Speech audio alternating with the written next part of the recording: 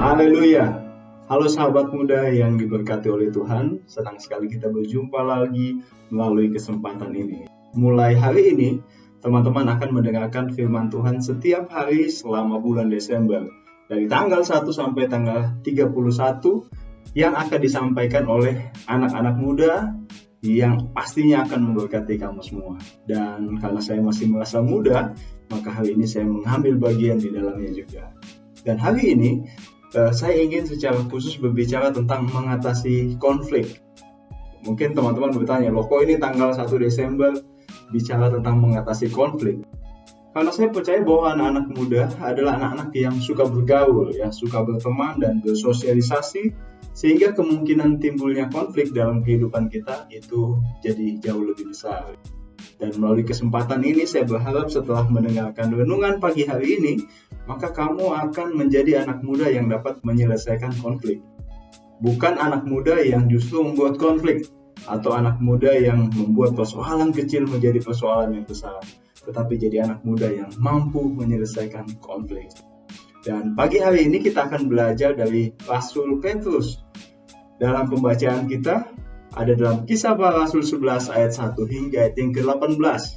Namun saya hanya akan membaca beberapa ayat saja dalam Kisah Para Rasul 11 ayat 1 sampai 18 dan teman-teman dapat membaca satu perikop ini secara lengkap. Saya bacakan di dalam nama Tuhan.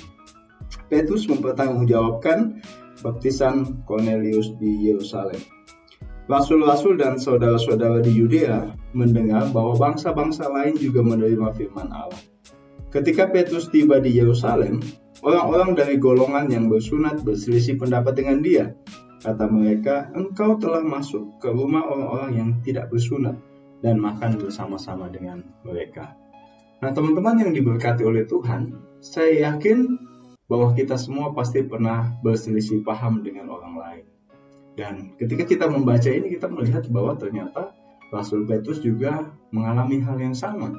Namun yang menarik dalam perselisihan paham yang dihadapi oleh Rasul Petrus adalah alasan mengapa dia berselisih paham dengan jemaat ini, yaitu orang-orang dari golongan Yahudi yang memegang tradisi sunat. Karena orang-orang ini menyalahkan Petrus yang mengabarkan Injil kepada bangsa-bangsa lain di luar orang-orang Yahudi. Padahal kita tahu bahwa itu adalah amanat agung, perintah dari Tuhan Yesus untuk mengabarkan Injil dan memuridkan orang di seluruh dunia ini. Nah, poin pertama dari konflik, dari sebuah perselisihan yang kita pelajari hari ini adalah bahwa bahkan ketika kamu punya maksud yang baik sekalipun, orang bisa salah paham dengan apa yang kamu lakukan. Ya. Ketika kamu punya maksud yang baik sekalipun, orang bisa salah paham dengan apa yang kamu lakukan. Nah, seperti Petrus ya, mengabarkan Injil adalah sesuatu yang baik, sesuatu yang menjadi keharusan bagi dia. Namun tetap saja ada orang di dalam jemaat yang tidak menyukainya, yang menyalahkan dia. Nah, teman-teman yang diberkati oleh Tuhan, mungkin ada beberapa orang yang tidak suka dengan kamu, ya, sehingga apapun yang kamu lakukan di mata mereka selalu salah. Bahkan ketika kamu melakukan hal yang baik, menurut mereka apa yang kamu lakukan itu selalu salah, selalu keliru di mata mereka. Namun ada juga orang-orang yang memang seringkali tidak paham mengapa kamu mengambil sebuah keputusan, ya. Biasanya itu adalah orang tuamu, atau saudaramu, atau sahabatmu. Dan ini juga yang terjadi dengan Rasul Petrus. Ternyata perselisihan ini tidak datang dari jauh, tetapi dari saudara-saudara yang berasal dari Yudea, dari dalam jemaat itu sendiri. Nah, ini poin penting kedua tentang konflik, bahwa biasanya konflik maupun perselisihan itu terjadi berasal dari orang-orang yang terdekat dengan kamu. Namun ada satu hal yang akan kita pelajari hari ini dari Rasul Petrus adalah bagaimana Petrus menghadapi konflik ini, yaitu dia menghadapinya dengan kesabarannya, ya. Mari kita lihat ayat yang keempat, dikatakan, tetapi Petrus ketika dia menghadapi konflik ini, Petrus menjelaskan segala sesuatu berturut-turut, ya, atau dengan kata lain dengan sistematis. Nah, teman-teman yang diberkati oleh Tuhan, Petrus adalah seorang soko guru di dalam jemaat, ya. Dia adalah seorang pemimpin di dalam jemaat. Petrus adalah orang yang banyak sekali melakukan keajaiban, banyak melakukan mujizat. Kita tahu bagaimana dia berkhotbah dan ada lebih dari 3.000 orang yang bertobat karena mendengar khotbah dan pelayanannya. Kemudian pelayanannya selalu disertai oleh Tuhan. Kemanapun dia pergi selalu berhasil. Jadi ini sesuatu yang sangat luar biasa yang dilakukan oleh Rasul Petrus. Namun sangat mengherankan bagi saya karena Rasul Petrus mau menjelaskan apa yang dilakukannya kepada jemaat. Teman-teman, kebanyakan orang dengan kekuasaan yang besar, dengan kepemimpinan yang besar, akan menolak menjelaskan apa yang dilakukannya kepada orang lain. Ketika kami melayani anak-anak prajurit muda dan kami belajar tentang jangan merokok, ya. Pada umumnya anak-anak prajurit muda akan takut untuk menasehati orang tuanya untuk tidak merokok. Kenapa? Karena seringkali seorang ayah ya akan memarahi anaknya kalau anaknya itu bertanya atau menasehati dia untuk tidak merokok seperti itu ya.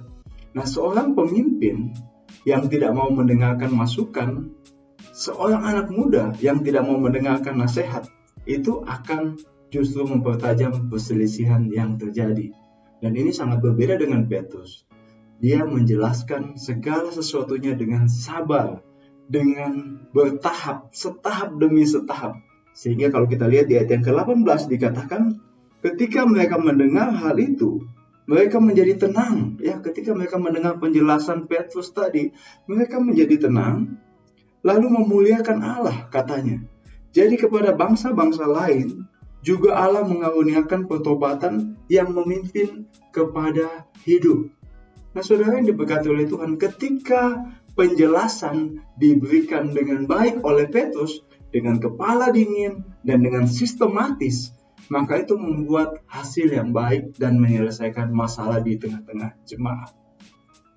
Karena itu teman-teman yang diberkati oleh Tuhan, hari ini di tanggal 1 Desember, saya ingin menantang kamu untuk menjadi anak-anak muda yang dapat menjadi seseorang yang lebih tenang dan lebih sabar.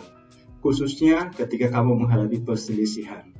Mungkin niatmu baik, mungkin keinginanmu baik.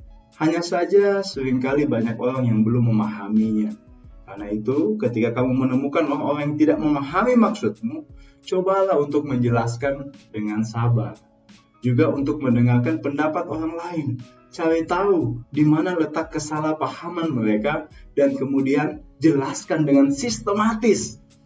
Saya percaya kalau niatmu baik, maka kamu akan menemukan jalan keluar atas perselisihan yang terjadi. Seperti yang dialami oleh Petrus dan jemaat di Yudea.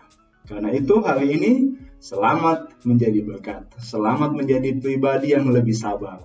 Selamat menjadi pribadi yang mau mendengarkan nasihat dan dapat menjelaskan segala sesuatunya dengan lebih tenang. Tuhan Yesus memberkati.